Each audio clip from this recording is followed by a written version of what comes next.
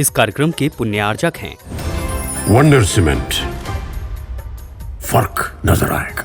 पाना है ये भी ज्ञान रखना कि जिंदगी में दुख भी किस दरवाजे से आता है। यही ध्यान नहीं रखना है कि तुम किस दरवाजे से आओगे और जाओगे। वो दरवाज़ा कैसा होना चाहिए, बंधन बारा होना, सब ध्यान रखो, क्योंकि ये दरवाज़ा मेरे और मेरों के निकलने का रास्ता है। इतना ही नहीं, अपने निकलने के रास्ते का तुम बहुत ध्यान रखते हो। थोड़ा ध्यान रखो छोड़ के आने का रास्ता कौन सा है, क्योंकि घर में जो चोर आएगा वो कोई अन्य रास्ता ही होगा। जिस व्यक्ति को अपने घर में चोरों का रास्ता पता हो उसके घर में कभी चोर नहीं आते। तुम्हें अपने जाने आने का रास्ता तो पता है तुमने तो लगा दिया कि हमारी गंदगी का पाइप यहाँ से उतरेगा। तुमने सोचा ही नहीं यही पाइप चोर के आने का रास्ता बन सकता है। ये ज्ञान होना चाहिए। तुमने लगाया था अपनी सुविधा के लिए, तुमने ध्यान ही नहीं दिया कि चोर भी चढ़ सकता है। ये भूल अपन करते हैं, बहुत बड़ी भूल होती है। ये भूल अच्छे आदमी की कह रहा हूँ, बुरे आदमी की नहीं। अच्छे आदमी कहाँ चूक जाते हैं? अच्छे लोगों को क्यों ठग लेते हैं लोग? अच्छे लोग क्यों लुट जाते हैं? क्योंकि उन्हें मात्र अच्छाइयों का ज्ञान होता है। अच्छाइयों का ज्ञान होता है, बुराइयों का ज्ञान उन्होंने कभी किया ही नहीं। इसलिए नहीं किया कि हमें अपने बुरे मार्ग पर जाना ही नहीं, तो बुरे का ज्ञान क्यों करें? हमें गलत बनना ही नहीं तो गलत का ज्ञान क्यों करें? हमें व्यसन करना ही नहीं तो व्यसनों का ज्ञान क्यों करें? ये आपकी भूल है। हम रात में खाते ही नहीं, हम रात्रि भोजन के संबंध में क्यों ज्ञान करें? हम किसी को मारते ही नहीं हैं, हम हिंसा का ज्ञान क्यों करें? हम झूठ बोलते ही नहीं हैं, हम झूठ का ज्ञान क्यों करें? हम चोरी करते ही नहीं, चोरी का ज्ञान क्यों करें? हमारी दृष्टि बुरी है ही नहीं, हम व्यभिचार करते ही नहीं, तो व्यभिचार का ज्ञान क्यों करें? हम संतोषी प्राणी हैं, हमें परिग्रह को कोई मोह नहीं है, तो हम परिग्रह का ज्ञान क्यों करें? ऋषभ देव ने कहा नहीं, सज्जन पुरुषों, अंधा एक लालटेन लेके चल रहा था। लोगों ने पूछा, भैया ये लालटेन किस लिए ले रहे हो?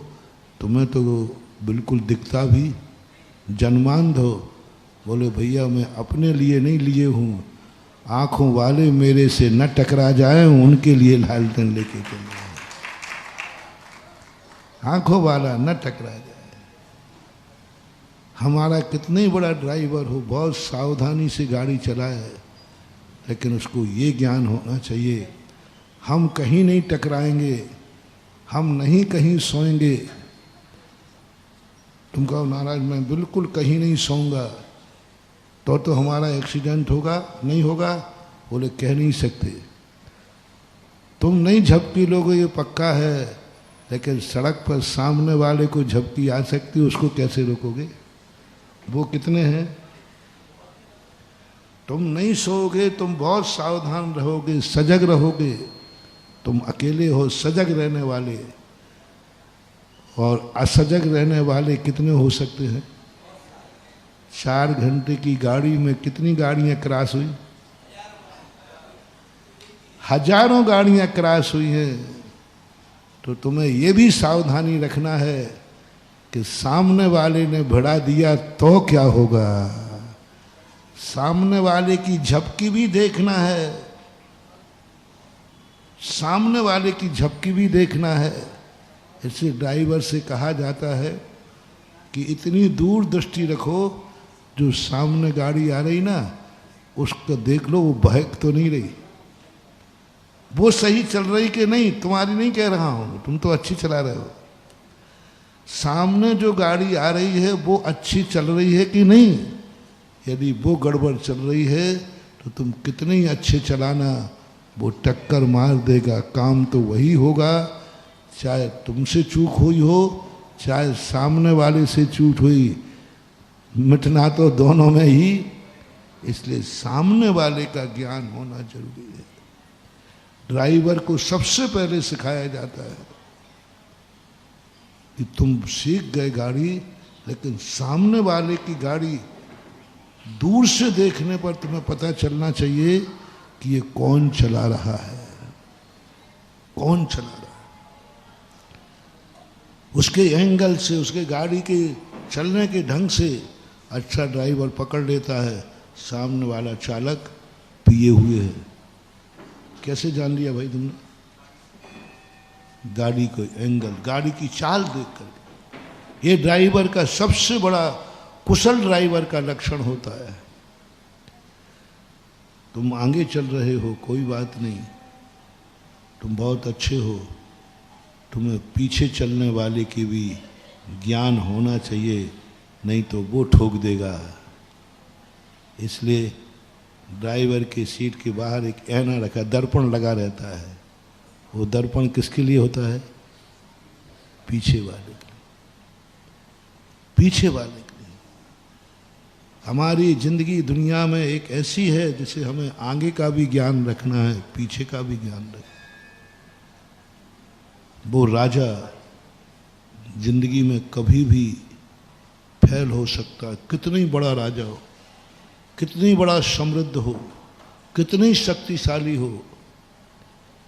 चाणक्य ने कहा, जिस राजा को अपनी शक्ति पर ज्ञान हो, जिस राजा को अपना सारा ज्ञान हो, यदि उसे दुश्मन की शक्ति का ज्ञान नहीं है, एक दिन चूक जाएगा। हमारे महाराणा क्यों चूके? महाराणा को जैसा योद्धा कोई आज तक हरा ही नहीं सका। मात्र एक ही अहंकार था, मेरे सामने कौन टिकेगा,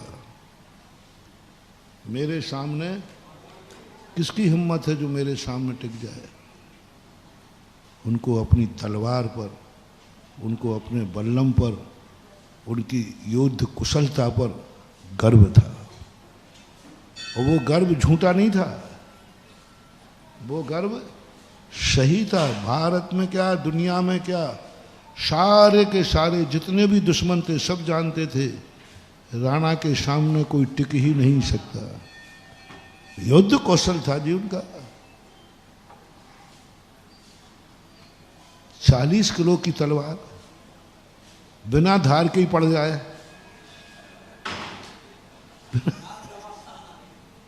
और वो भी दुधारी तलवार, दुधारी तलवार। कोई दुनिया में उनकी सानी नहीं थी। इसलिए वो निश्चिंत थे, किसकी हिम्मत है चित्तौड़ पर चढ़ाई करने की। उन्हें दुश्मन का ज्ञान नहीं था। बोले दुश्मन आएगा तो सामने। दुश्मन के गुप्तचर ने कहा, राणा योद्धा है, राणा शक्तिमान है, सब कुछ है, राणा को इस बात का गर्व है, बस यही उनके विनाश का कारण है। वो दुश्मन से नहीं डरते हैं, दुश्मन की उन्हें कोई चिंता नहीं है। भारत के क्या, विदेश के कोई भी दुश्मन से उनको कोई डर नहीं है। बस यही उनकी सबसे बड़ी कमी है, क्योंकि उनको किसी से डर नहीं। कोरोना आया था ना, उसका एक कोटेशन निकला था,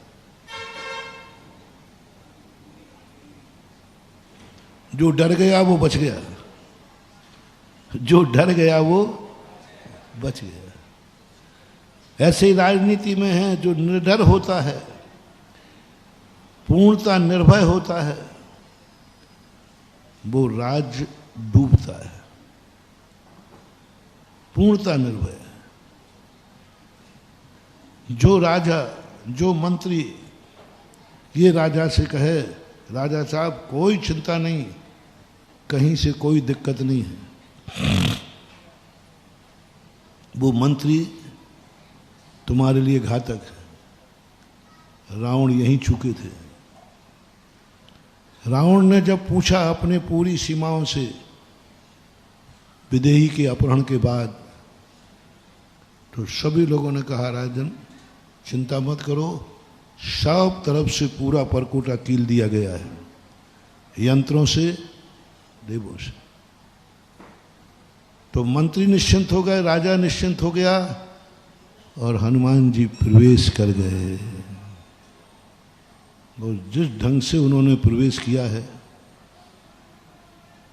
मैं नहीं समझता कोई दुनिया का इतना कोई बुद्धिमान चोर डाकू कितना भी खूंखार व्यक्ति क्यों ना हो, हनुमान जी ने जिस तरीके से लंका में प्रवेश किया सारे दुनिया के खूंखार लोग मान गए हमसे ज्यादा कलाकार तो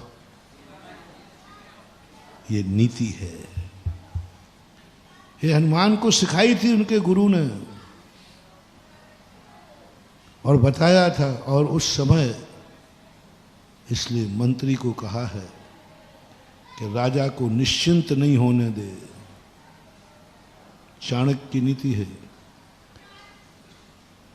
उन्होंने कहा कि सच्चा मंत्री वो है जो राजा को कभी निश्चिंत ना होने दे। सब तरफ ठीक है फिर भी 1.99 राजन सही है, लेकिन 1 पॉइंट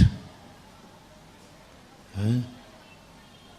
डॉक्टर भी यही कहता है भाई सब कुछ ठीक है, लेकिन तभी तो फार्म भरवाता है।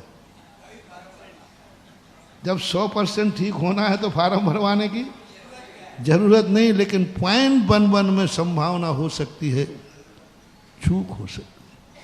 महानुभाव अपनी जिंदगी में कितनी सुखमय हो, अपन कितनी अच्छे इंसान हो, हमारा मन अच्छा, हमारा वचन अच्छा, हमारी काया अच्छी, हमारा परिवार अच्छा, हमारा गुरु अच्छा, हमारा भगवान अच्छा, हमारी जिनवाणी अच्छी, सब कुछ कहीं गड़बड़ नहीं है, सब कुछ अच्छा है। लेकिन पूर्ण निश्चिंत मत होना, 0.11 पे रखना, सावधान, नींद नहीं आ जाए, जागना। तुम्हारा सब कुछ अच्छा है लेकिन दुनिया सब कुछ अच्छी नहीं है, वो अटैक कर सकती है। महाराणा बस चूक गए और एक अहंकार। और जैसे ही जो दिल्ली के अंदर मीटिंग हुई, गुप्तचर ने कहा राणा को कोई नहीं जीत सकता, उसकी शक्ति अजेय है, कोई नहीं टिक सकता, किसी योद्धा में दम नहीं है। अकबर कहता फिर कोई उपाय? कूटनीति। बोले कूटनीति यह है कि राणा को अपनी शक्ति पर गर्व है। राणा ने कभी अपने दुश्मन के नगर में गुप्तचर नहीं भेजे। राणा का सबसे बड़ा वीक पॉइंट था, कभी उसने अपने दुश्मन के यहाँ गुप्तचर नहीं बोले क्या भेजना, वो जो भी नीति बनाए के आएगा निपटा दूंगा। कभी गुप्तचर नहीं भेजे राणा की, सबसे बड़ी राणा की कमी थी। उनके गुरु ने कहा भी था देखो गुप्तचर तैयार करो।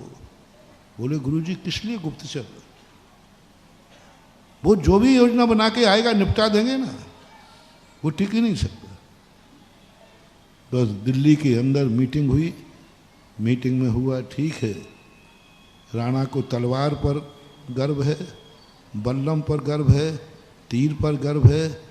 एक नई योजना बनाई, दुश्मन बंदूक लेके आ गया। अब तलवार कब चलेगी? तीर कब चलेगा? जब सामने दिखेगा। और बंदूक हार गए। राणा को एहसास हुआ, मैं राणा की कहानी नहीं सुना रहा हूं, मैं अपने भक्त राणाओं को हिदायत दे रहा हूं, आप लोग अच्छे लोगों को। मैंने पहले ही कहा उन गंदे लोगों के लिए मेरा कोई उपदेश नहीं है जो दुनिया को गंदा करते हैं,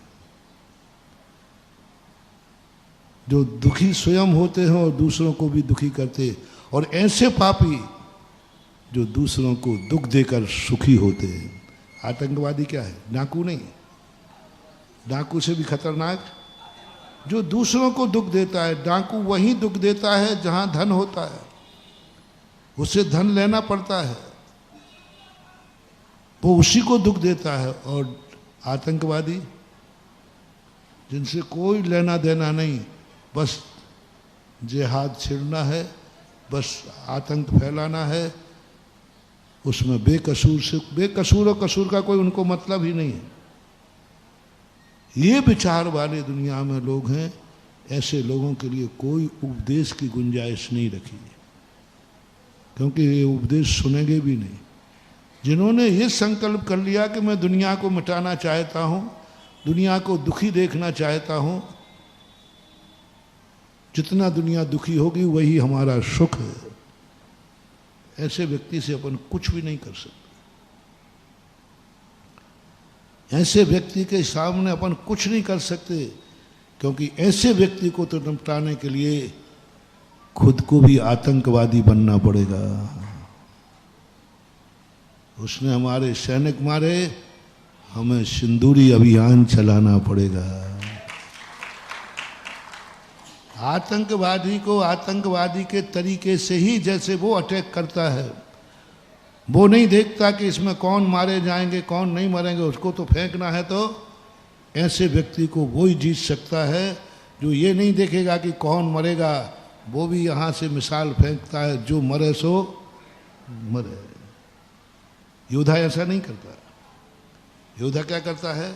निशाना बनाता है, ये मेरा दुश्मन है, इसी को मानना, उसका निशान बाजू वाला। लेकिन आतंकवादी को बस में करने के लिए तुम्हें खुद आतंकवादी नीति सीखना पड़ेगी। आतंकवादी का सिस्टम तुम्हें अपनाना पड़ेगा, अपनाना ही पड़ेगा। तुम कहो कि मैं आतंकवादी को ही पकड़ लूंगा, वो ऐसे सज्जनों के बीच में बैठा है जहां तुम्हें मारना, तुम्हें उठाना मुश्किल पड़ जाएगा। आप लोगों ने शायद पिक्चरों में देखा होगा, जो खलनायक होता है वो पुलिस आ जाती तो ऐसे व्यक्ति को बंदी बना लेता है, लो उसको आगे कर लेगा। तुम्हारे परिवार को आगे कर, किसी भी बच्ची को आगे कर लेगा और कहेगा ध्यान रखना, यदि गड़बड़ किया तो मैं इसको मार दूंगा। कांप जाते हैं लोग। जो आतंकवादी क्रेन को करते वही तो करते हैं, अपन घबरा जाते, सज्जन मारा जाएगा। कभी भी आतंकवादी को सज्जन व्यक्ति नहीं जीत सकता, उसे आतंकवादी की नीति अपनाना पड़ेगी। एक आतंकवादी के चक्कर में 10 निरपराधी मरेंगे, क्योंकि आतंकवादी की नीति यही है। तो हमें उसी नीति से उसको मारना पड़ेगा। अब वो महाराज 10 मरेंगे, वे तो बेकसूर थे, अब मरेंगे तो मरेंगे। सिंदूर तो सिंदूर ही है। कौन सा अभियान चला था? सिंदूर, ऑपरेशन सिंदूर। वो कोई टारगेट पर्टिकुलर नहीं था, वहाँ कुछ अच्छे भी बैठे होंगे, लेकिन हम उसकी चर्चा इसलिए नहीं कर रहे हैं कि इन आतंकवादी दुष्टों के लिए हम और हमारे भक्त आतंकवादी नहीं बन सकते।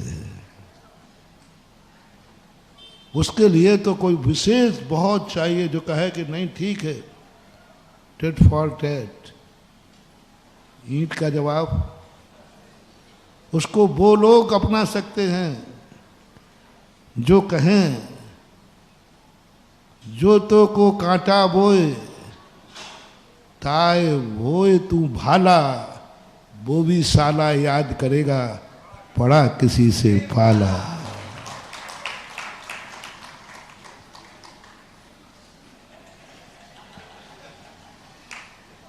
अब ऐसा व्यक्ति हो तो निपटा सकता है। एक बार ललितपुर में यही हुआ था। अब अपन तो उस नीति वाले हैं जो तो को काटा वो ताए वो तो फूल। एक वक्ता का था, हमारा प्रवचन तामे बाजार में होता था रविवार को, बहुत पहले 91 की बात है, 91 या 90 की होगी। तो वहाँ किसी दूसरे का वक्ता का प्रवचन था। हमने कहा भाई ठीक है, इस रविवार को हम नहीं करेंगे, उन्हीं का प्रवचन होगा। उनको पता चला, बोले नहीं, हमारे महाराज की नीति एक ही है। वो भी एक देशवासी थे, वो भी देश कोई कट्टर देशी थे। बोले महाराज और हमें क्या अंतर, वो भी देश को सुधार रहे, हम भी सुधार रहे, दोनों का। वो वक्ता हमारे पास सीधे आ गए, नाम नहीं बता रहा हूँ, लेडीज थी, वो सीधे मेरे पास आ गई। बोले नहीं महाराज, हम इतने नहीं हैं, हम तो साधु भक्त हैं और आप देशभक्त हो, आप हम दोनों एक साथ प्रवचन करेंगे, आपका भी प्रवचन होगा वहाँ, आपका प्रवचन नहीं हो मैं वहाँ प्रवचन करूँ। नहीं, पक्के गुरु भक्त थे, गुरु भक्ति में कोई कमी हमने कही नहीं करो, इसमें फायदा है, क्योंकि वही भक्त तुम्हारे हैं वही हमारे हैं। ये दुविधा में पड़ जाएंगे कि हमें करना क्या है। तो बोले क्यों? बोले तुम बोलोगे कि वही वाली बात, जो तो को काटा वो ताए वो तू, और मैं बोलूँगा जो तो को काटा वो ताए वो तू फूल। जनता कहेगी किसकी मानूं? हम नहीं कर सकते, हमारे भक्त नहीं कर सकते, क्योंकि हम साधु हैं और हमारे भक्त सज्जन हैं।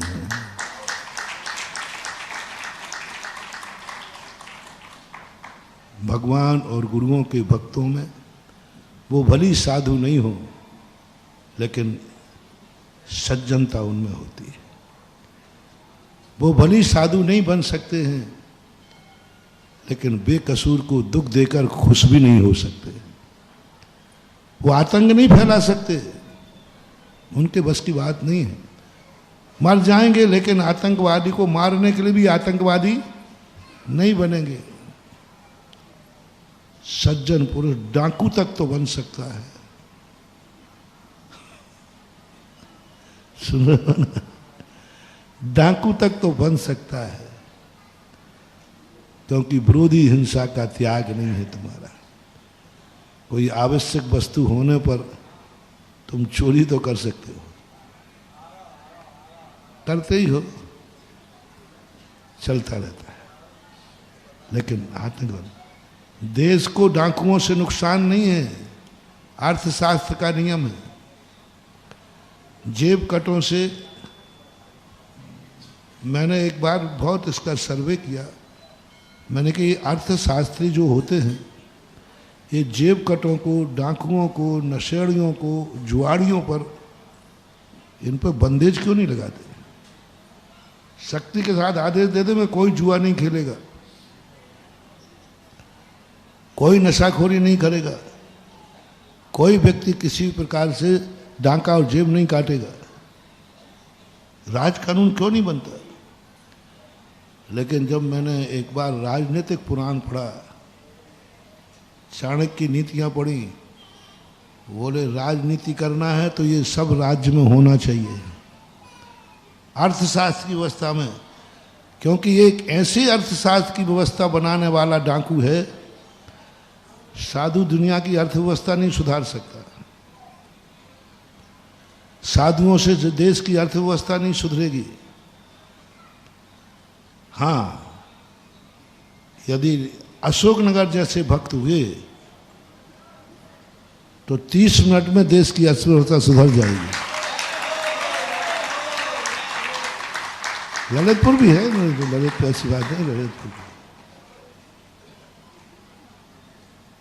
दानी और डाकू, ये दो देश की अर्थव्यवस्था सुधार सकते हैं। दानी जिस देश में रहते हैं उस देश की कभी अर्थव्यवस्था बिगड़ ही नहीं सकती, कभी नहीं बिगड़ सकती, कभी नहीं बिगड़ सकती। टैक्स तो लोग लगाने लगे, टैक्स हमारे भारत की परंपरा नहीं थी। ऋषभ देव ने कर का उपदेश नहीं दिया, मैंने बहुत गौर से पढ़ा कि ऋषभ देव ने राजनीति सिखाई, दंड व्यवस्था सिखाई, सब सिखाई, लेकिन कर नहीं सिखाया, टैक्स नहीं सिखाया। मैंने कहा क्या बात है, ये तो राजा को टैक्स नहीं तो वो तो बर्बाद हो जाएगा, लाएगा कहाँ से? बहुत बड़ी चीज बता रहा हूं महानुभाव। ऋषभ देव ने पूरे राज्य में टैक्स नहीं दिखाया कि टैक्स कितना लेना कितना लेना। उन्होंने जनता को दान सिखाया कि तुम्हें कमाने पर राजकोष को इतना देना है दान। राजा नहीं मांगेगा, प्रजा। दोनों में अंतर समझना। एक राजा मांग रहा है तुम इतना दो, और एक प्रजा दे रही है कि इतना तो हमें राज्य में देना ही है। 4 भाग किए अपने। ऋषभ देव ने देखो क्या कुशलता से काम किया, कितनी कुशल। 4 भाग करो तुम अपने कमाई के। 1 भाग दो राजा के लिए, राष्ट्र के नाम। 1 भाग दो धर्म के लिए। 1 भाग दो समाज के लिए, साधर्मियों के लिए, उसको धर्म में भी शामिल कर सकते हो। 1 भाग दो अपने को और अपने परिवार के लिए। ये 4 भाग करो और एक राजा का भाग निकालो और उसमें राजा के पास देने जाओ, राजा लेने। चक्रवर्ती ने आज तक अपने जीवन में किसी भी राजा से टैक्स नहीं लगाया। सारे राजा स्वयं भेंट देने आते थे, हर साल भेंट देने आते थे। हर साल नियम था, राजा को भेंट देना इतना ही पुण्य समझा जाता था जितना मंदिर को दान देना पुण्य समझते हैं। जैसे व्यक्ति कहते हैं कि भाई हमने दान नहीं दिया तो हम बर्बाद हो जाएंगे, हमारा पुण्य नहीं बढ़ेगा, ये धारणा है। ऐसे ही राजनीति में थी। यदि मैंने राज्य में दान नहीं दिया तो हम ऐसे देश में पैदा होंगे जहां राजा ही नहीं मिलेगा। इसलिए धर्म था, अवभाग्य मान के देते थे, धन मान के देते थे। नाचते गाते हुए जाते थे, गाजे बाजों के साथ राजा के पास अपना धन ले जाते थे। धन, अन्न, जो कुछ भी होता था बंधा हुआ था, इतना तो देना ही है, देना ही है। और राजा उसको भेंट मानकर स्वीकार करता था। बोलो, दान में और भेंट में, टैक्स में और भेंट में कितना अंतर है? जिस दिन भेंट शुरू हो जाएगी बस एक घाटा जरूर होगा संजय बाबू, सीओ की कोई कीमत नहीं रहेगी।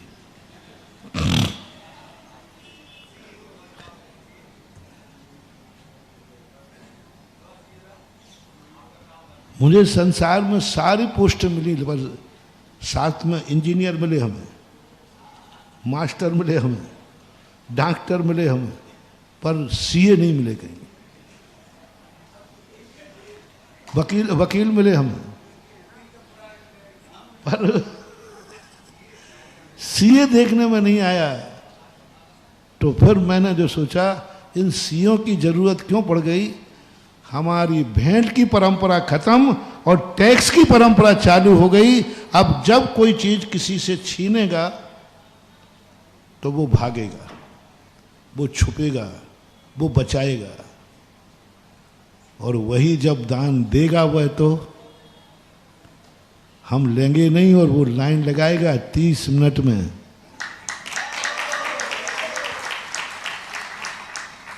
और यही टैक्स के रूप में लिया जाता तो सारे सीओ की पवारा हो रही होती।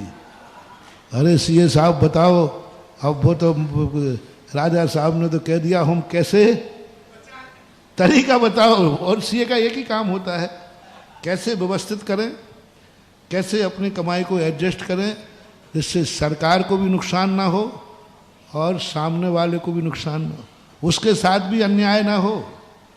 तो ये एक व्यवस्था है। मैं सीए की बुराई नहीं कर रहा हूँ, एक बहुत बड़ा व्यवस्था थे। एक खतरे में कैसे व्यवस्था करना, उसके लिए सीए आया। वैलिड है, कानूनन है, लेकिन सीए की जरूरत क्यों पड़ी? मात्र एक ही कारण था कि भेंट ने टैक्स का रूप धारण कर लिया। बेईमान कौन हुआ है ये बताओ, राजा या प्रजा? मैंने पहले ही बता दिया कि पहले ऋषभदेव ने कहा था कि जो भी कमाओ सबसे पहले राजा को देना है, क्योंकि राजा कमाएगा नहीं, राजा तुम्हारी रक्षा करेगा। सैनिक कमाएगा नहीं, सैनिक तुम्हारी रक्षा करेगा। वो कमाने में लग जाएगा तो रक्षा, तो नियम बनाया, धर्म बनाया गया, धर्म पुण्य बनाया गया। जो व्यक्ति राजा की चोरी करेगा, राजा को नहीं देगा, उसकी कभी सदगति नहीं हो सकती, ऐसे नियम बनाए गए। लोग रोटी बाद में खाते थे, पहले अपनी प्रथम उपज, प्रथम जो भी देना है और उत्साह के साथ देते थे, कम नहीं देते थे, बेईमानी से कम नहीं देते थे, अपनी शक्ति को छुपाते नहीं थे। कोई भी प्रजा का व्यक्ति राजा को भेंट देने में कभी अपनी शक्ति नहीं छुपाएगा और छुपाता भी नहीं था। चक्रवर्ती के यहाँ भेंट की बात आई तो राजा कहता है चक्रवर्ती को भेंट करने जा रहे हैं, बहुमूल्य चीजें रखते थे। जो राज्य में बहुमूल्य चीज होगी वो चक्रवर्ती को भेंट की जाएगी, सबसे बहुमूल्य चीज होगी वो भेंट की जाती थी। यानी कितना अभाग्य था, ये होना चाहिए था। और यदि ये हो गया तो बस, लेकिन राजा भ्रष्ट हुआ। हमने इसका एक, मुझे पता नहीं है, अभी मैं सर्वज्ञ नहीं हूं कि सबसे पहले राजा भ्रष्ट हुआ था कि ये प्रजा भ्रष्ट हुई, लेकिन मुझे एक निर्णय मिला मूर्तियों के संबंध में। वहां से मैंने लगाया ये सब। 90% तो सही बैठेगा, क्योंकि मेरा तुक्का कभी, मैं तुक्का में भी कोई बात कह देता हूं ना, वो भी सही निकलती है। क्योंकि मैं एक ही प्रभु से प्रार्थना करता हूं, हे भगवान, मैं तो या तो प्रवचन दूं नहीं, और कभी जो निकल जाए वह कभी असत्य न हो जाए, ये भाव है। इसलिए वो तुक्के में कह रहा हूं कि मैंने मूर्ति वालों से पूछा, मैंने कि तुम ऐसा ठहराव करते हो? हमने तो सुना है कि मूर्ति का ठहराव नहीं होता। बोले महाराज हमारे दादाजी भी नहीं करते थे, 40-50 साल से शुरू हुआ है। पहले मूर्ति बनती थी, शिल्पी बनाता था, शिला की पूजन होती थी, शिला उसको दी जाती थी, और पूरी मूर्ति बनाने के बाद बस आँख का जो पुतली है, वो आँख होता ना कोष्ठक, वो नहीं बनाता था, बस रखी रहेगी। सेठ जी आएंगे, मूर्ति पसंद करेंगे, और वह जैसी मूर्ति पसंद आई सेठ जी अपनी अंटी में से निकालेंगे और मूर्ति पे यूं करेंगे, और वो झोली कर देगा और झोली में डाल देते थे। और वो गिनता नहीं था, वो बंद झोली घर ले जाता था। 500 रुपये का खर्चा मूर्ति पे आया, झोली खेली तो 5000 मोहरें निकली। कैसे होता है? प्राचीन मूर्तियों में अतिशय है। ऐसे ही नहीं है रे भैया, ऐसे ही नहीं हो रहा है मूर्तियों में अतिशय, बहुत कहानी छुपी हुई है। ऐसे ही नहीं गोमटेश वालू सारे जगत में प्रसिद्ध हो गए। 4 आना की मजदूरी उस समय 4 नहीं लगती होगी, बहुत कम, और बदले में क्या देने की घोषणा कर दी? जितना पत्थर तोड़ो उतना सोना पाओगे। क्या है ये? बस मूर्ति ऐसी बनना चाहिए कि संसार में जिसकी कोई होड़ ना थी, ना है और ना कर सके। बस मजदूरी, क्या देखो ये है। आज तो तुम होड़ देखो क्या है, सोना दे रहा है। निछावर राशि 500 रुपया के 5000 मोहरें। क्या कह रहा हूं? मूर्ति कितने की बनी मजदूरी, और मोहरें कितनी दे दी? 5000 मोहरें निकल आई। मूर्ति में अतिशय आएगा क्यों नहीं? मूर्ति में तो ये अतिशय आएगा जो उसको बैठा लेगा वो आती उसके घर में 5,000 नहीं 5 लाख मोहरे अपने आप हो जाएंगे। 5,000 उन्होंने सुनाया शिल्पी ने, महाराज जी हम लोग क्यों मांगेंगे, मांगने से हमें क्या मिलेगा, हम 500 के 1,000 मांग लेंगे और कैसे ज्यादा क्या मांगेंगे, कितने बेईमानी करेंगे तो 500 के रेट, सेठ हमें 5,000 दे रहा है। सोना दे जाते थे यूं, सेठ जी अपने उतार करके आभूषण देते, ये मूर्ति पसंद आ गई, जैसे आप गृहस्थों में करते हो कि आप लोग, चलता है आप लोगों में, यदि आपको कोई गाड़ी का मॉडल पसंद आ गया तो मांगो, क्या मांगना है। कई स्थानों पे आप कहते जो मांगे तो दो, ये मुझे चाहिए है। ऐसे ही पसंद आ जाए मूर्ति महानुभाव। इसलिए मैं आप लोगों से हमेशा कहता हूं, राशि पूछ करके मत ठहराओ, राशि पूछ करके समर्पण मत करो। हमें बस नंदी सो दीप का मंदिर बनाना है, बस मुझे गगन बिहारी बैठाना है, बस मुझे थोबन क्षेत्र में कुछ ना कुछ बनाना है, बस हमें सिंह द्वार बनाना है, बस हमें सहस्रकूट में एक मूर्ति बैठाना है, बस बस कुछ नहीं, बैठाना है, बैठाना है, बस मुझे मन आ गया, बस मूल मत पूछो।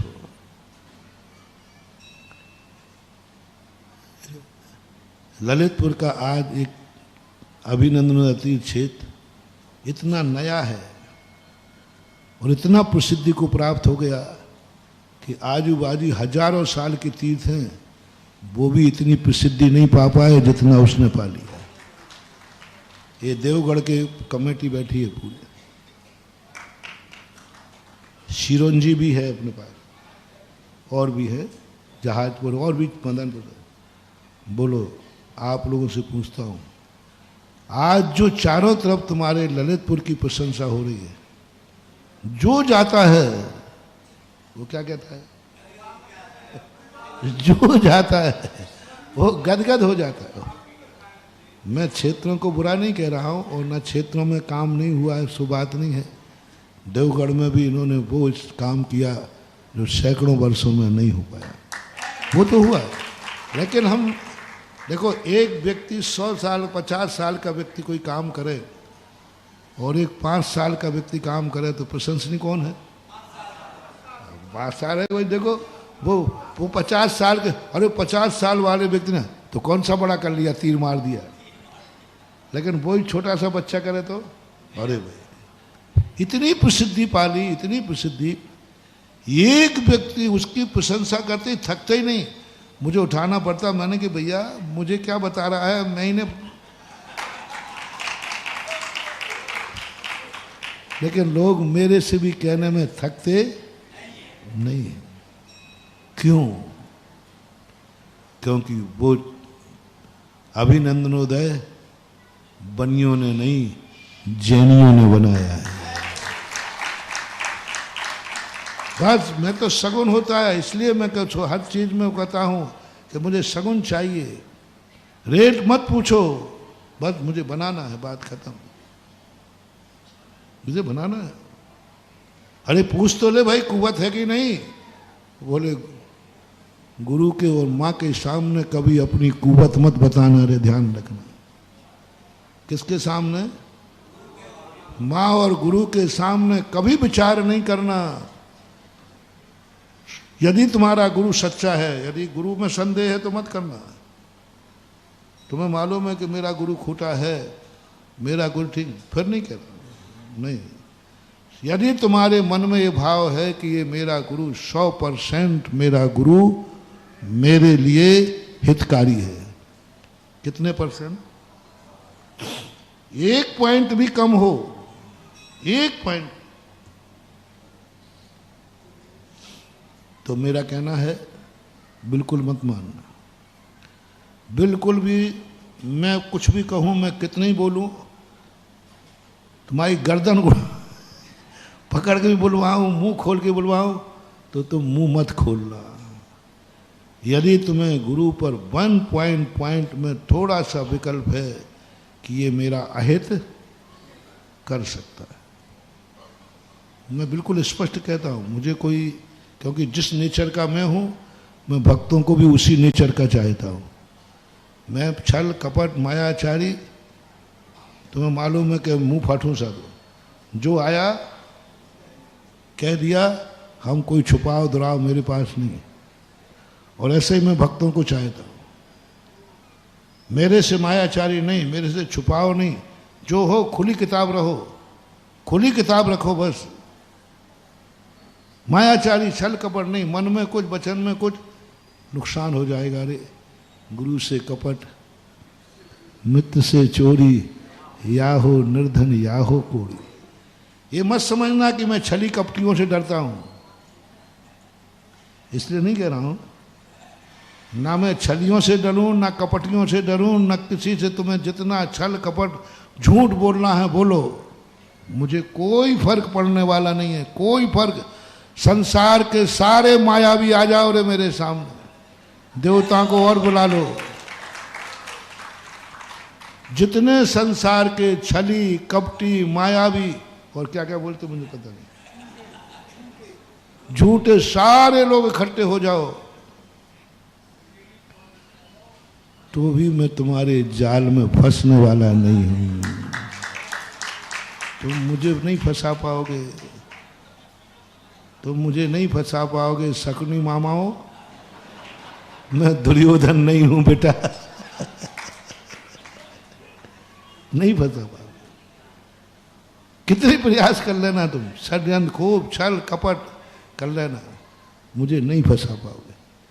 क्योंकि जो छल कपट तुम करोगे, वो छल कपट का ज्ञान मुझे है। अब क्या करोगे? मैंने प्रवचन के पैराम में कहा, मैं आने वाला दरवाजा ठीक नहीं करता हूं, मैं ये सोचता हूं कि इस पाइप पे चोर तो नहीं चढ़ जाएगा। चोर का दरवाजे का ज्ञान जिसको है, बोलो चोर उसमें जा पाएगा? क्योंकि वो पहले इंतजाम करके रखेगा, भाई यहां से चोर आ सकते। तो जो छल कपट तुम्हारे पास है, कभी भी गुरु से मत करना, क्योंकि जो तुम करते हो वो जानता है। समझ रहे ना? जो तुम करोगे वो जानता है। तुम्हें मालूम है कि हम पाइप पे चढ़ रहे हैं, वो अंदर वाला कहता है मुझे मालूम है कि तू वहां से चढ़ रहा है, मुझे पहले ही मालूम था कि तू यहाँ से चढ़ सकता है, इसलिए मैंने कैमरा भी कहाँ लगाया था। सुनना, दुनिया कैमरा लगाती है गेट पर, और जो होशियार होता है वो कैमरा लगाता है टॉयलेट बाथरूम के पाइप पर। देख लो कैमरा, और कैमरा लगाने वाला है, भैया कहाँ कैमरा लगा रहा है? बोले यही चोर का स्थान है। ज्ञानी व्यक्ति के लिए यही बात मैं कर रहा हूं कि कभी नहीं, गुरु यदि तुम्हारा सच्चा है, तुम कभी छल कपट मत करना। तुम समझ रहे हो कि मैं गुरु को धोखा दे रहा हूं, वो गुरु जान रहा है कि तुम छल कर रहे हो। गुरु को सब मालूम है, ऊपर से नाटक करेगा कि हमें कुछ मालूम नहीं है, उसको मालूम है कि ये क्या कर सकता है। उससे मत करो। तो फिर महाराज मना करने को क्यों कह रहे हो? हमें करने दो ना खूब छल कपट। नहीं, मैं अपने लिए नहीं कह रहा हूँ, बहुत अच्छी तरह कह रहा हूँ, तुम मेरे साथ कोई छल कपट नहीं करे, ये चिंता मुझे कभी हुई नहीं, आज तक नहीं हुई। कभी मैंने कभी डर नहीं लगा कि सामने वाला बहुत खूंखार है, बहुत शकुनी मामा जैसा, क्या बोलते हैं षड्यंत्रकारी, कूटनीतिज्ञ, मुझे डर ही नहीं लगता। क्योंकि जो तुम खेल रहे हो वो उसका ज्ञान मुझे है शास्त्रों में। कोई मंत्र तंत्र भी मेरे ऊपर कोई प्रभाव नहीं पड़ते। बहुत सारे लोगों ने कर लिया है, बहुत सारे लोग, क्योंकि जो मंत्र तुम फेंक रहे हो ना, उस मंत्र का ज्ञान मुझे, जो तंत्र तुम कर रहे हो वो ज्ञान मुझे है। तुम क्या करोगे? मैंने तो शास्त्रों को गुरु पहले ही पढ़ लिया था, बेटा जो भली तुम्हें दुर्जन नहीं बनना, लेकिन दुर्जन का ज्ञान होना चाहिए। हमें दुर्गति नहीं जाना है। पूज्यवर वसुनंदी महाराज मूलाचार्य की टीका, हमें नरक नहीं जाना, दुर्गति नहीं जाना, निगोद नहीं जाना, लेकिन वहां जाने का रास्ते का ज्ञान तुम्हें होना चाहिए। एक पर्याप्ति अधिकार है, उस पर्याप्ति अधिकार पर लिखा है कि तुम निगोद का ज्ञान करो, तुम नरक का ज्ञान करो। तो शिष्य ने प्रश्न आया, गुरु जी हमें तो मोक्ष जाना है, हम तो मुनि बन गए, आप मोक्ष जाने का रास्ता बताओ। बोले क्या गजब का जवाब दिया हो अंतेवासिन, मोक्ष जाना है मुझे मालूम है, तुम्हें मोक्ष जाना है, दुनिया को मोक्ष नहीं जाना। तो दुनिया का भी ज्ञान करो, नरक में निगोद में कैसे लोग जाते हैं, कहीं वो तुम्हारे लिए आकर ठग सकते हैं और उनके चक्कर में आकर के वो तुम्हें भी गिरा सकते हैं। इसलिए उन्होंने कहा नहीं जाना है नरक निगोद, लेकिन नरक निगोद का ज्ञान होना चाहिए। साधु मोक्ष मार्गी है, साधु महावृत्ति है, मोक्ष जाना चाहता है, लेकिन साधु को पूरा ज्ञान नरक का है, निगोद का है। पूज्यवर पद्मनंदी महाराज, पद्मनंदी विंशति। बोलो हम लोग साधु लोग शराब पीते हैं क्या? थोड़ा अच्छे से बोलो, पक्का विश्वास है? लेकिन शराब का ज्ञान जो तुम्हारे गुरु को है वो शराब पीने वाले को भी नहीं है। ज्ञान की बात कर रहा हूं। पद्मनंदी पंचविंशतिकार ऐसे शराब का वर्णन लिख रहे हैं, ऐसा वर्णन तो शराबी भी नहीं कर पाएगा कि शराब में ये गुण दुर्गुण होता है, लिखा है। और उन्होंने कभी जिंदगी में पी नहीं है। ये है साधु की पहचान। सातों विष्णु का वर्णन वो जिनवाणी में है कि नहीं? और गुरु ने कभी कोई एक भी विषण, लेकिन आप ज्ञान देखो। कई बार आप लोगों को भी संदेह हो जाता है प्रवचन में कि महाराज तो ऐसे बोल रहे हैं, बोल दो ना, अंदर की भरी हुई निकाल ही दो। नहीं महाराज, मुझे कोई अनुभव नहीं है, लेकिन मुझे हर चीज का ज्ञान है। यदि ज्ञान नहीं होता तो आज मैं यहां बैठा नहीं होता। क्योंकि बिना ज्ञान के कोई को छोड़ देना कोई मतलब नहीं है। गृहस्थी बिना ज्ञान के छोड़ दोगे क्या मिलेगा? मालूम है कि इसमें गुण दोष क्या है। पूरा ज्ञान होता है साधु को। ज्ञान होने का अर्थ ये मत समझना। एक बार एक राजा ने 10वीं शताब्दी में पूज्यवर जिनसेन स्वामी महापुराणकार हुए। उन्होंने जो वर्णन लिया है, श्रृंगार रस आता है पुराणों में, मरुदेवी आदि का जो वर्णन किया, ऐसा रसीला वर्णन किया, श्रृंगार रस में वर्णन किया। जो जिन धर्म विरोधी थे उन्होंने राजा को भड़का दिया। बोले देखो ये ब्रह्मचारी है और ऐसी शास्त्र लिख रहा है, और ये बाल ब्रह्मचारी है जिसने 9 साल की उम्र में दीक्षा ले ली थी, जिसने कपड़े नहीं पहने जन्म से। एक जिनसेन स्वामी महाराज हुए हैं जिन्होंने जन्म से कभी कपड़ा नहीं पहना, जन्म से दिगंबर रहे, उनके मां ने भी नहीं पहना है, और सीधी दीक्षा, नग्न की दीक्षा दिगंबर हुई थी। एक कपड़े उतारने का मंत्र आता है तो गुरु ने कहा बोलो ये क्या मैं मंत्र बोल रहा हूं, कपड़े फेंक दो, पहने ही नहीं। ऐसे कठोर 10वीं शताब्दी। राजा भड़क गया। राजा बोले बात तो सही है। जिनसेन को राज दरबार में बुलाया गया। बोले तुमने लिखा? बोले जी। बोले इतना श्रृंगार रस, तुम संयमी, तुम तो 9 साल की उम्र में दीक्षा ले ली थी, तुम कैसे लिख सकते हो ये सब? उनका राजन यदि नहीं जानता होता तो छोड़ के मुनि नहीं बनता। ज्ञान है। संजय दृष्टि होती ना एक महाभारत में, संजय दृष्टि आती है। वो युद्ध में नहीं जाता, लेकिन युद्ध की सारी बातें जानता है। सच्चे साधु की पहचान होती है, वो संसार नहीं करता, संसार में वह नहीं रहता, लेकिन संसार की हर बात उसके ज्ञान में रहती है। ये सच्चे साधु की पहचान है। ये सच्चे सज्जन की पहचान है। जो सच्चा सज्जन होगा उसे पूरे दुनिया भर के सब दुर्जनों की बातें, जो जितना पुण्यात्मा हो उसे पाप का ज्ञान जरूर होगा। पुण्यात्मा को पाप का, सही पुण्यात्मा है तो उसे पाप का ज्ञान जरूर होगा। सही मंदिर आने वाला है उसे घर का ज्ञान जरूर होगा। बिना घर के ज्ञान मंदिर आओगे तो आते रहोगे और जाते रहोगे, कुछ नहीं मिलने वाला। ज्ञान जरूर होगा, इसकी कथन हम कभी बाद में करेंगे। ज्ञान होना जरूर सच्चे साधु की पहचान है, नहीं तो हम छोड़ते ही क्यों।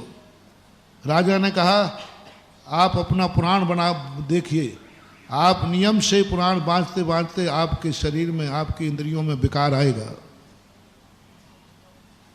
और उसी समय समझ लिया जाएगा तुम्हारे मन में विकार आ गया, इसका अर्थ है तुम साधु नहीं हो सकते। जनसेन स्वामी को पुराण दिया गया, आप बोले दिगंबर जैन साधु जो एक बार लिख देता है वो दोबारा नहीं बोलता। नया सुनिए, बोले आप बिना लिखे बिना कलम के, बोले कोई फर्क नहीं पड़ता। और जो सभा में खड़े होकर के श्रृंगार रस का वर्णन किया, सारी सभा विकृत हो गई, राजा में भी विकार आ गया और हमारे वीतराग जिनसेन स्वामी वीतराग दिगंबर मुद्रा में खड़े रहे, उनको कोई विकार नहीं आया। चित्रम किमत्र यदि ते त्रिदशांग नाभि नीतम मना गपि न मनो विकार मार्ग कल्पांत काल चरिता चलेने किम मंदरादि शिखरम चरितम कदाचित। क्या बात है कि मानतुंगाचार्य महाराज कहते हैं चित्रम किमत्र यदि ते त्रिदशांग नाभि। हे भगवान क्या महिमा है आपके धर्म की, चारों तरफ देवांगनाएं घूम रही हैं, अप्सराएं, मनागपि न विकार मार्गम, लेकिन आपके मन को थोड़ा भी विकार पैदा नहीं कर पाई। ठीक बात है, क्या कल्पांत काल की पवन मेरू को भी हिला सकती है। भक्तांबर का श्लोक है, पूरा देख लेना, भाव बता रहा हूं। ये है हमारी बात। और जिनसेन स्वामी ने, राजा ने उठकर क्षमा मांगी। आज पता चला कि बिना ज्ञान किए बिना जो त्याग कर देते हैं वे भ्रष्ट हो जाते हैं, वे रह नहीं पाते, जीत नहीं पाएंगे, हारेंगे। इसलिए सारा का सारा मन में ज्ञान होना जरूरी होता है। जितने पाप हैं, जितने समय जिनवाणी में कहा, सप्त विष्णु का वर्णन पद्मनंदी महाराज ने ऐसा गजब का किया, स्वाद तक बता दिया। उन्होंने लिखा है, मुझे भी पता नहीं था, वो नाली में पड़ा रहता है ना, शराब पीने वाले कहाँ पड़ते थे, और कुत्ता लघु शंका अक्सर कर कहाँ करता है, तो वो पड़ा था। तो एक टांग धरनी धरे, एक टांग आकाश धरे, तीन धरे टंग में, तीन टांग धरनी धरे, एक धरे आकाश, बिन गर्जे के मेघा बरसे, बताओ कौन सो नाम। तो बस उसने सुसु कर दी, वो शराबी के मुंह में गिरी, तो वो कहता है हो मधुरम और पीने मिल गई। इसका अर्थ है कि शराब का स्वाद कैसे होता है मुझे पता नहीं, पद्मनंदी पंचविंशति में लिखा। तो मैंने कही भगवान ये बताओ आपको कैसे पता है स्वाद। बोले यही तो दिगंबर जैन साधु की विशेषता है कि बिना स्वाद लिए दुनिया का स्वाद बता दे, बिना स्वाद लिए दुनिया का स्वाद बता देता है। एक रस रिद्धि नाम की होती है जो सैकड़ों किलोमीटर दूर रखी हुई वस्तु का स्वाद बता देगा, उस वहां पर फलानी वस्तु रखी उसका स्वाद है, आपके शब्दों से बता देगा, आपके नेचर को देख के बता देगा, उसका यथार्थ स्वाद बता देगा, कलर बता देगा, स्वाद बता देगा। शब्दों के स्वाद होते हैं जो अपन बोलते हैं, अक्षर का खा गा, इनका स्वाद होता है, इनका रंग होता है। ये ठंडे गर्म होते हैं, ये खट्टे मीठे होते हैं। 52 अक्षर हैं, इन सभी का स्वाद अलग अलग है। कोई चरपरा है, कोई कसायला है, कोई मीठा है, कोई खारा है। सब जितने अक्षर हैं सबके स्वाद है। ज्ञानी इसको जानता है, खाने की जरूरत नहीं है। इसलिए मैं इसलिए नहीं कह रहा हूं कि आप छल कपट नहीं करना कभी साधु से, नहीं कहूंगा मैं। और ख़ास तौर से मेरे से खूब करना, मेरा तो नेचर ही उल्टा है। मेरे साथ में जितने छल कपट झूठ फरेब जो कुछ करना है सब करना, मुझे डर नहीं लगता। कई लोग कहते महाराज जी आप बताओ आप कौन सी क्वालिटी के बने हो, ये बताओ पहले। कोई समझ में नहीं आता आपका, कोई समझ में ही नहीं आता आपका। कोई दुनिया में कुछ भी होते रहे, तुम तो बस मस्त रहते हो। बताओ आज तक कोई ने व्यक्ति ने हमें ऐसे कर दिया, देख भी नहीं पाओगे बेटा, क्योंकि मुझे कोई फर्क पड़ता ही नहीं। तो फिर क्यों मना कर रहा हूं? बहुत बड़ी बात कह रहा हूं महानुभाव। मैं अपने स्वार्थ के लिए कभी तुम्हें नहीं करूंगा कि तुम मेरे पर गुस्सा मत करना, मेरे साथ छल कपट मत करना, मेरी बुराई मत करना, क्योंकि मुझे बुरा लगता है। मेरी बुराई मत करना क्योंकि मुझे बुरा लगता है। मेरी निंदा मत करना, मुझे संक्लेश होता है। मेरा बुरा मत सोचना, मैं बहुत डर लगता है। मैं कभी नहीं कहूँगा, क्योंकि मेरा सिद्धांत है, कभी भी प्रवचन की गद्दी पर बैठूंगा, अनात्मार्थम बिना रागई शास्ता शास्त्री सतोहितम। मैं अपना कोई निजी स्वार्थ नहीं रखूंगा। समंत्रबद्ध महाराज ने कहा था, जाओ तुम जहां जाओगे तुम्हें कोई सफलता के चिंता नहीं करना पड़ेगी, तुम्हारी सफलता कदम कदम पर मिलेगी। मात्र एक स्वार्थ अनात्मार्थम, ये खोज मैंने एक दिन प्रवचन में भी कहा था। समंत्रबद्ध महाराज का मैं अनंत अनंत उपकारी हूं। पूरा रत्नकांड में क्या कहा, हमें उतना ज्यादा सिद्धि नहीं कर पाया मैं उतना, लेकिन बस एक सूत्र मुझे सिद्ध किया, क्योंकि वो सूत्र मेरे उनसे मिला जिन्होंने मुझे दीक्षा दी। और जब हमारे गुरु मंत्र से कोई जिनवाणी का मंत्र मिल जाए तो सोने में, गुरु ने भी यही कहा था। मैंने कि महाराज जी जब बाहर जा रहे हैं, अब आप तो महान साधु हैं, महान शक्तिमान हैं, आपके तो आशीर्वाद में अतिशय है। आप अपने गुरु के प्रति अपनी साधना है ही, आप सबकी थी। बोलो अपने आचार्य महाराज कैसे थे? बहुत शक्तिशाली, बहुत। तो आप तो सब काम, अब हम बाहर जा रहे हैं, लोग नाना कार्यों के लिए आशीर्वाद मांगेंगे, तो हम कैसे दे दें? कहीं आशीर्वाद झूठा हो गया तो, भी आशीर्वाद लेने आए और विफल हो गए तो, कुछ ऐसा मंत्र आप हमें दे दो, हम लोगों को वो माला फेर लिया करेंगे, फिर आशीर्वाद देंगे।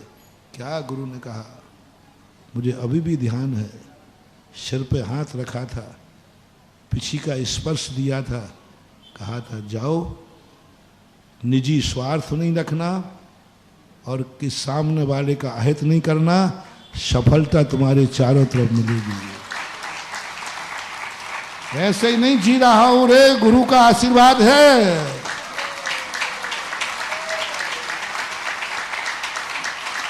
गुरु की निधियां हैं, बस उन्होंने मंत्र दिया, हमने सिद्ध कर लिया, इतनी सी बात है। मंत्र किसने दिया, सिद्ध किसने किया? मैंने। बस सिद्धि सिद्धि। और फिर इसकी सिद्धि मुझे रत्नकांड साहब का आचार्य में मिली, अनात्मार्थम बिना रागई शास्ता शास्त्री सतो हितम ध्वनन शिल्प करस्पर्शान मूर्जा किम पेक्षते। समंत्रभद्र महाराज कहते 2000 वर्ष पहले कि जो साधक, जो व्यक्ति अपना निजी स्वार्थ नहीं रखे और सामने वाले का हित नहीं करे, जाओ उसकी जिंदगी में कभी विफलता हो ही नहीं सकती। यही मेरी सफलता का राज है। कई लोग पूछ रहे हैं महाराज वो जादू बता दो, कई लोग पूछे महाराज वो पेड़ बता दो, कई कुछ अलग अलग पूछ रहे हैं। मैंने पास कुछ नहीं है बंधुओं, बस जनता को एक ही विश्वास है, महाराज का कोई स्वार्थ नहीं है और मेरा गुरु मेरा अहित कभी कर नहीं सकता। ये दो बातें, बस ये दो विश्वास जनता में हो गए। यही तुम्हें आप सीआर कहो, यही रेपुटेशन फाइल कहो, जो तुम्हें कहना हो कहो, बस जनता को एक ही विश्वास है कि महाराज ने कहा है नियम से वो हमारे हित में ही है। किसमें है? भी लगा दो ना लगा दो, हमें क्या आपत्ति, लगा ही नहीं सकते क्योंकि कल का वीडियो बन चुका है।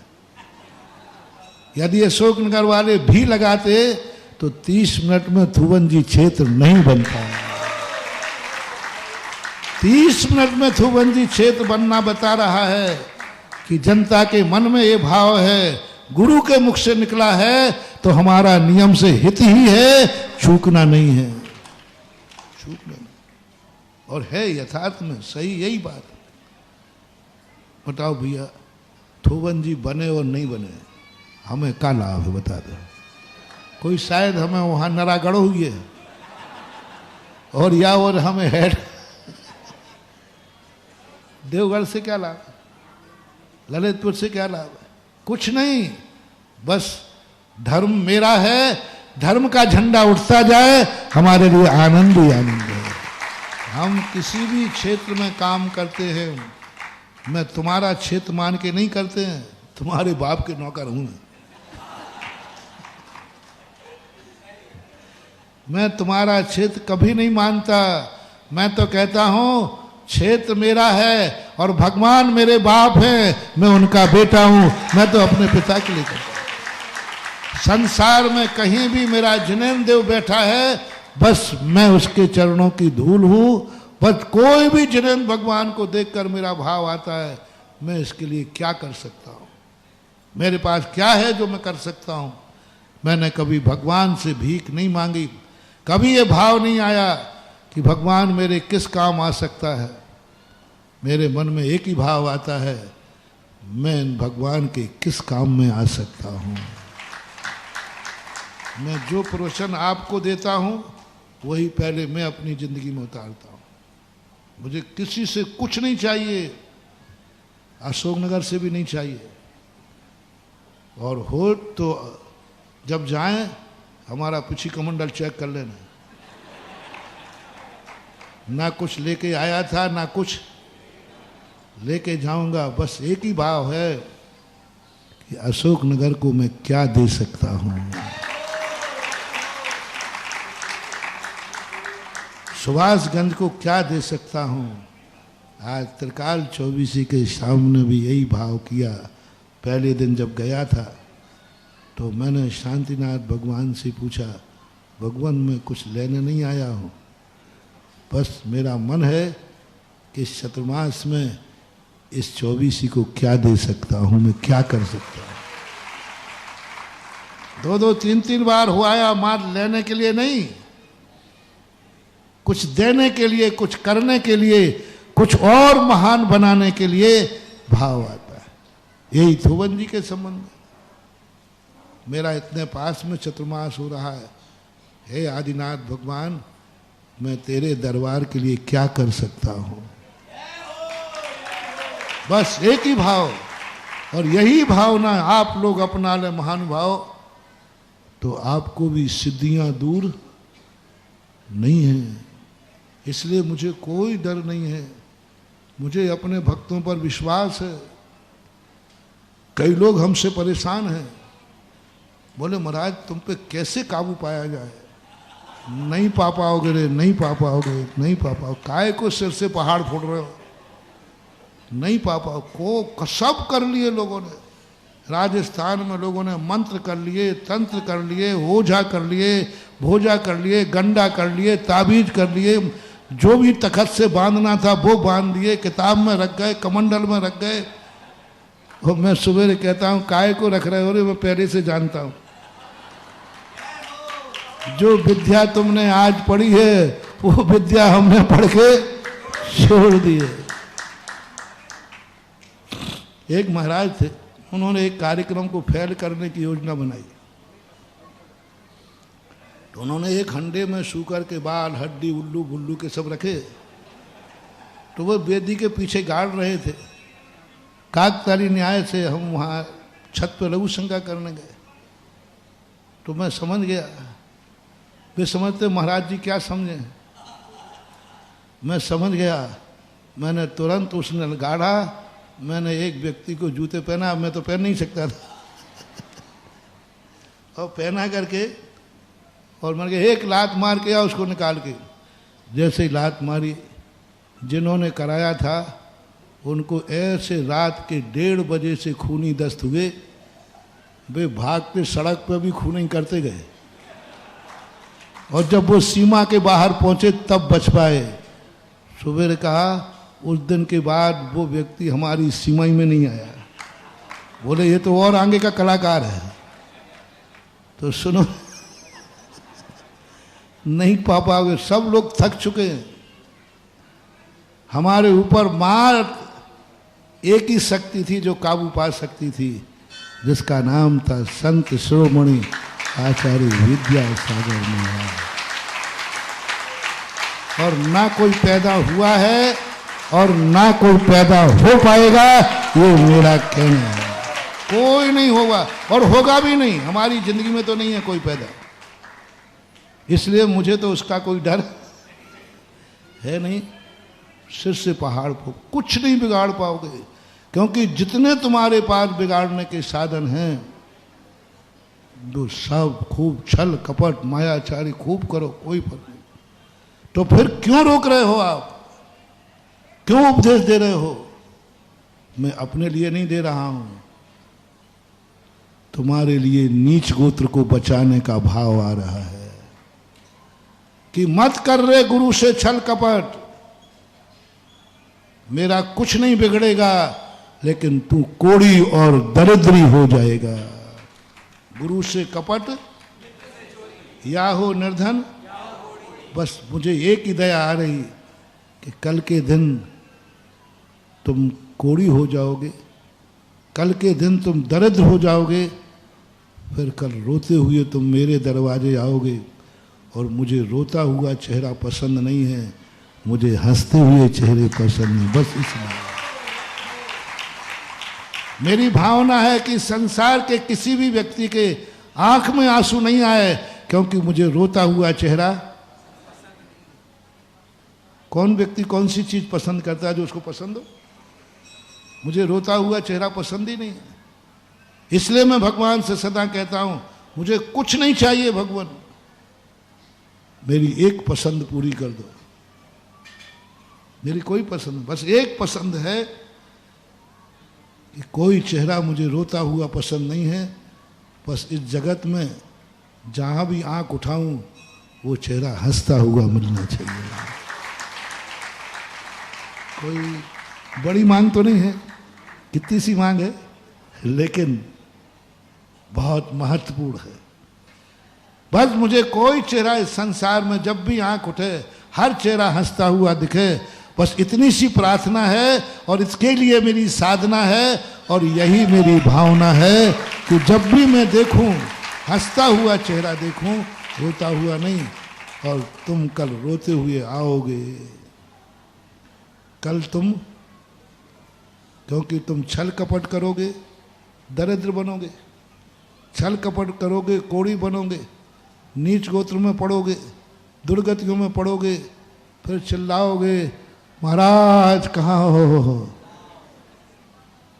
पर हम कुछ भी नहीं कर पाएंगे, क्योंकि मुझे रोता हुआ चेहरा। इसलिए मैं उपदेश दे रहा हूं कि कोई भी तुम्हारे मन में गलत भाव हो, कभी सज्जनों के साथ साधुओं के साथ मत करना, अन्यथा तुम्हारे कारण। ये नीति है। भक्तों को उपदेश दिया भगवान ने, क्यों दिया? इसलिए नहीं दिया कि तुम अपन कुछ उसका बिगाड़ सकते थे, इसलिए दिया वो करुणावान है। जो व्यक्ति उपदेश इसलिए दे रहा हो कि मेरा हित नहीं हो जाए, वो उपदेश है ही नहीं। हमारे तो करुणावान कहा, उन्होंने इसलिए उपदेश दिया कि तुम्हारा कुछ न बिगड़ जाए मेरे निमित्त से। केवली सुत संग धर्म देवा वर्णवादो दर्शन मोहस्य तत्वार सूत्र में केवली भगवान कह रहे हैं कि तू मेरे संबंध में बुरा मत विचार, मेरा कुछ नहीं बिगड़ेगा लेकिन तेरा सर्वनाश हो जाएगा, ये उभमता। केवली भगवान कह रहे हैं कि तू मेरे संबंध में गलत मत सोच। क्यों कह रहे हो? लगता है डरते हो। डर गए भगवान, तभी तो कह रहा है कि भैया मेरे संबंध में बुरा। भगवान कहते बेटा मेरा कुछ नहीं बिगड़ने वाला, कुछ नहीं बिगड़ने वाला, लेकिन मुझे करुणा आ रही है, कल तेरा सब कुछ बिगड़ जाएगा तो फिर क्या होगा? मिथ्यात्व में पड़ जाएगा। सज्जन पुरुष जो भी उपदेश देते हैं उसमें क्या भाव रहता है? बस। और यही बात इसलिए मैं कह रहा हूं, थोड़ा भी तुम्हें विकल्प आ जाए 1% पॉइंट में कि जो वक्ता बोल रहा है गुरु तो है लेकिन मेरा अहित कर सकता है, कितने पॉइंट में?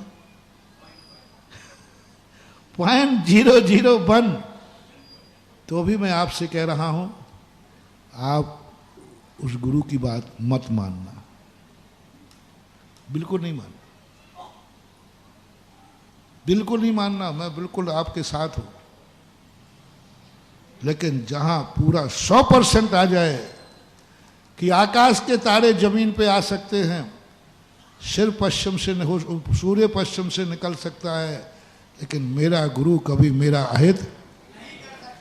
फिर बेटा चूकना मत, फिर बेटा चूकना नहीं, फिर शक्ति मत छुपाना। फिर तो तुम एक ही बात कहना जो मैंने कहा था, माँ का और गुरु पर कभी संदेह मत करना, भावना करना, ठहराव मत करना, निछावर मत करना, तो मूल मत करना, हमें तो मंदिर बनाना है बस। जैसे ललितपुर की कहानी सुनाई थी ना मैंने कि मैं जैनी लोग जो यही तो बता रहा था, उसकी प्रसिद्धि का कारण क्या है? मैं निमित्त हूं, लेकिन मूल प्रसिद्धि का कारण है लोगों ने 24 नाम चाहिए थे, 35 नाम आए थे। मैंने कहा देखो मूल नहीं रखेगा, मैं सुधा सागर हूं, तुम्हारे किमिक्षिक वरदान का लाभ उठा सकता हूं, तुरंत कहूंगा 5 फुट की सोने की मूर्ति बनेगी। अब तो तुम वरदान दे चुके बेटा, और लाइव बनवा दिया। मैंने कहा देखो सब वीडियो बन रही है। उन्होंने कहा आपको जिसकी बनाना हो सो आप बनवाओ, हम 24 ही बना के रहेंगे, मुझे बनाना है। मैंने उनसे पूछा कि तुम गुरु को किमिक्षिक वरदान दे रहे हो, यदि मेरे मुंह से कुछ उल्टा सीधा निकल आता तो इतनी तो तुम्हारी संपत्ति नहीं है। मैंने पूछा उनसे, मैंने कि तुम्हें किस बल पे? देखो साधु को ऐसा वचन नहीं दिया करो, साधु का कोई ठिकाना है क्या? ना आंगाड़ी है ना पिछाड़ी, उनको क्या लगता है उठाए जीभ तलवार से मार दी, दान दो, पैसे पैसे कमाते हैं, तुम जानते हो।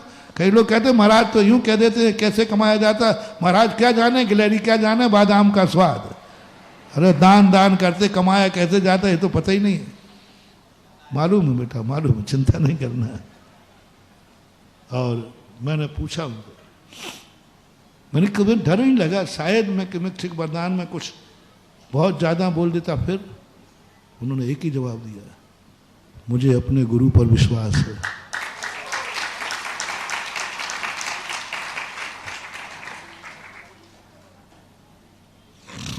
मुझे अपने गुरु पर विश्वास है।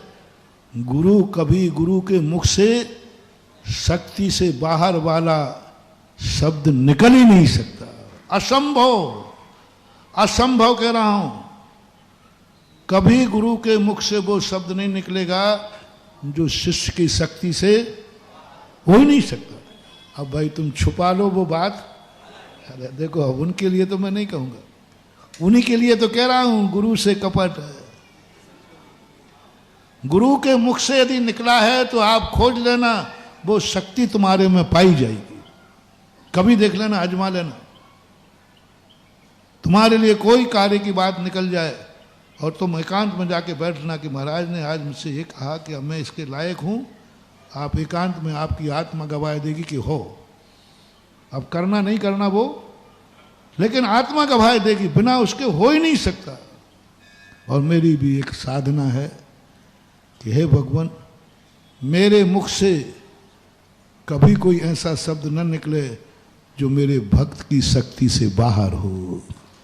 चाहे मंदिर बने अथवा न बने, कार्य होवे या न होवे, लेकिन कभी ऐसा न हो जाए कि बेचारा भक्त हमारा समर्पित है, वो कहता है कि महाराज ने कहा है तो मैं तो करूंगा चाहे मर जाऊं। मेरे भक्त ऐसे ही हैं। मेरे भक्तों में बहुत सारे भक्त ऐसे हैं, महाराज ने कह दिया तो कहाँ से करोगे, कहाँ, बोले महाराज ने कहा है तो बात तो होगी। उनके ऐसे भक्त को यदि मैंने शक्ति से बाहर कह दिया तो बेचारा क्या करेगा। इसलिए चिंता मत करना, मैं कोई भी घोषणा करने के पहले रात भर जगता हूं, महीनों सोचता हूं, डिस्कशन करता हूं, 100 जगह डिस्कशन करता हूं, मैं खुद उतारता हूं, बस एक ही बात के लिए, कहीं कोई आवाज अशोक नगर की शक्ति से बाहर न हो जाए।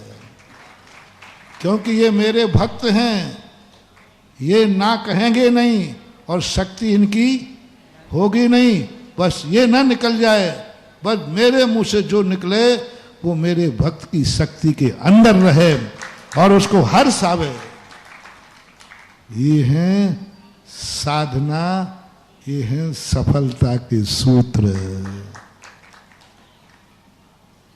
और अभी तक देख लो, जिन्होंने जहां बोला है, कोई बदमाश की बात नहीं कर रहा हूं, बाकी सब, ये बैठा है, ये बैठे लोग, ये लकी बैठा है, ये संजय बैठे, इनकी शक्ति देख लो क्या थी और आज देख लो इनकी शक्ति क्या है।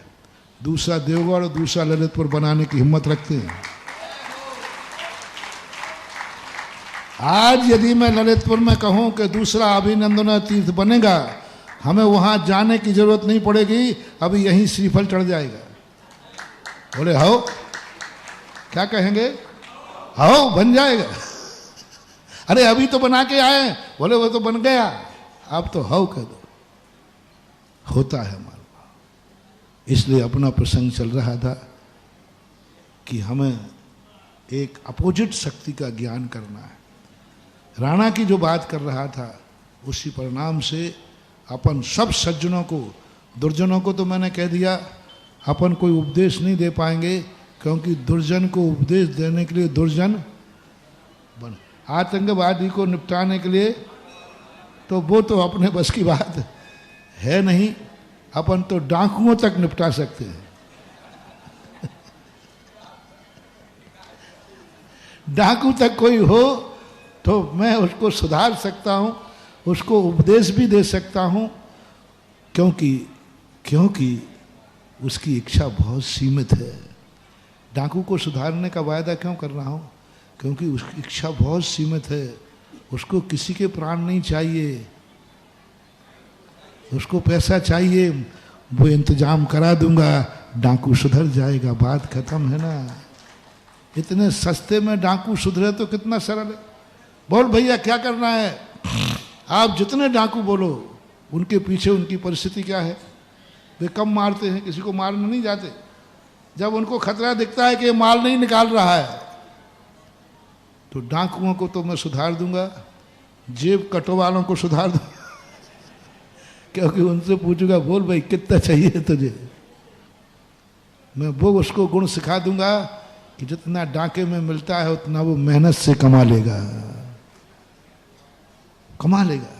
है वो कलाएं हैं, लेकिन आतंकवादी को नहीं सुधार सकता, क्योंकि उसकी कोई इच्छा ही नहीं, उसकी तो एक ही है, अशांति पैदा, बेकसूर। तो आपका जो उपदेश है आज का, उन सज्जनों के लिए है जिन्हें दुर्जन ठग लेता है, उन सज्जनों के लिए है जो धर्मात्मा है, उन सज्जनों के लिए हैं जो नियम ले चुके हैं, उन सज्जनों के लिए हैं जो गुरु भक्त हैं, जो जैन देव के भक्त हैं, जो सच्चे देव साध गुरु को मानते हैं। उनके लिए उपदेश है कि थोड़ा खोटे देव साध गुरु का भी ज्ञान कर लेना। इसी अहंकार में नहीं रहना, मेरा तो गुरु सच्चा है, मेरा देव सच्चा है, मेरी जनवाणी सच्ची है। नहीं, खोटे का भी ज्ञान करना है। बोले महाराज जरूरत क्या है जब हमें चोखा मिल गया? जरूरत तो नहीं है, लेकिन ज्ञान जरूरी है। बहुत सरल उदाहरण दिया। मैं बहुत अच्छी गाड़ी चला लेता हूं और मुझे बिल्कुल भी नींद नहीं आती है। नहीं, दूसरा गाड़ी कैसे चलाता है उसका ज्ञान होना चाहिए। आज उन अंधों के लिए लालटेन दे रहा था जिनको दिखता नहीं है, लेकिन आंखों वाले न टकरा जाएं, वो ज्ञान अपन को रखना है। समय आपका हो गया, अपन और चर्चाएं करेंगे। बहुत अच्छा विषय है, बहुत मार्मिक विषय है। बीच में उपदेश भी होता जा रहा है। लोग कहते हैं जो आम लगाते वो आम खा नहीं पाते, हम तो प्रतिदिन सुबह प्रवचन में लगाते हैं, शाम को ही फल मिल जाते हैं, तुरंत मिल जाते। उधर बोया नहीं, वो कहते ना हाथ पे आम जमता है क्या? अपना तो जम जाता है, अपना तो जन्म जाता है। यूं हंसी हंसी में चढ़ा रहे हैं 700 मुनियों के अर्घ और उधर कमाल हो रहा है, थुवन जी छेद बन रहा है। कल जैसा व्यस्त कार्यक्रम 1 मिनट का समय नहीं होता, लेकिन बारे मेरे भक्तों हमारे अर्घ भी समय से पूरे हो गए और काम भी हो गया। जिन जिन ने कल कमाल दिखाया है उनके साथ मेरा सदा तीनों हाथ से आशीर्वाद। चाहो तुम्हारे लिए कभी जीवन में ये नहीं देखना पड़ेगा कि ये बोली मैं चुकाऊंगा कैसे। तुम तो चुका करके जल्दी आओ, हम दूसरा तैयारी कर रहे हैं जब तक। हाँ, ये होगा और होता आया है। बस एक ही बात जो है, बहुत बड़ी चीज आज कही, अपन फिर चर्चा करेंगे। 5 मिनट कोई उठना नहीं, बहुत अच्छे से बैठे रहना। बहुत अच्छी बात बता रहा हूँ महाराज श्री, आपका ऐसा प्रताप है कि मेरा भांजा रात को 1 बजे चिंतित था और 2 बजे मैसेज कर रहा है, मामा जी महाराज जी को बोल देना कि मैं बड़ा दान देना शुरू कर रहा हूँ, मुझे आशीर्वाद दो। सुनील, सीमा, विवेक, आकृति, चिरांश, घनिष्ठ, हिमांशु, रितिसर, हिरल, चेतन, दिशा, विरान, समस्त गुरु प्रतीक्षा परिवार इंदौर, इन्होंने एक नंदीश्वर मंदिर बनाने की भावना भाई है। हमारे जवाहरलाल जी फूफा जी के सुपुत्र अशोक, संतोष, पुत्रवधु श्रीमती लक्ष्मी, संजला दामाद, सुधीर, गौरव, शुभम, पुत्रिया, मधु, सौम्य, आयुषी, पंडित जी का परिवार, इन्होंने भी एक मंदिर की स्वीकृति दी है। एक परिवार छोगालाल, पवन कुमार, अर्पित, बिटिया आर्ची, दामाद, विवेक पुत्री प्रियांशी, पवन वर्धन। इस कार्यक्रम के पुण्यार्जक थे वंडर सीमेंट। फर्क नजर आएगा।